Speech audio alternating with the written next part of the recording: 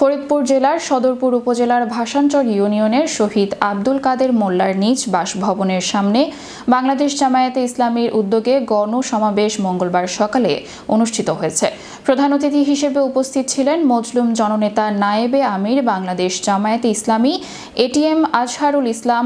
বিশেষ অতিথি হিসেবে উপস্থিত ছিলেন কেন্দ্রীয় কর্ম পরিষদ সদস্য মোহাম্মদ দেলোয়ার হোসেন, বাংলাদেশ জামায়াতে ইসলামী ফরিদপুর ৪ আসনের এমপি পদপ্রার্থী মাওলানা সরওয়ার হোসাইন, শহীদ আব্দুল কাদের মোল্লার পুত্র হাসান জামিল, বাংলাদেশ জামায়াতে ইসলামী বিভিন্ন সদস্য এই সময় উপস্থিত ছিলেন।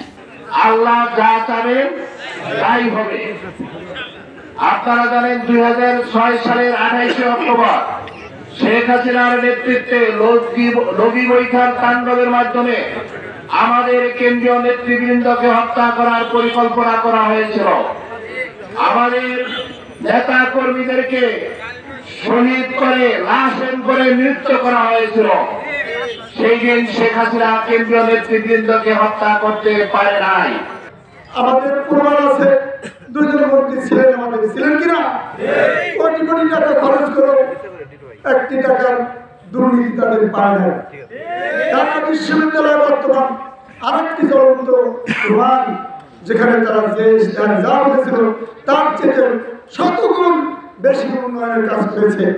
দেশ ও বিশ্বের অসীম পরিবর্তন হয়েছে। মানুষ আর কিছু ফিরে যেতে চায় না। আমরা তার স্বৈরাচারী শাসন চাই না। আমরা সন্ত্রাস মুক্ত, দুর্নীতি মুক্ত, চাঁদা মুক্ত এবং আধিপত্যবাদ মুক্ত একটা স্বাধীন সার্বভৌম বাংলাদেশের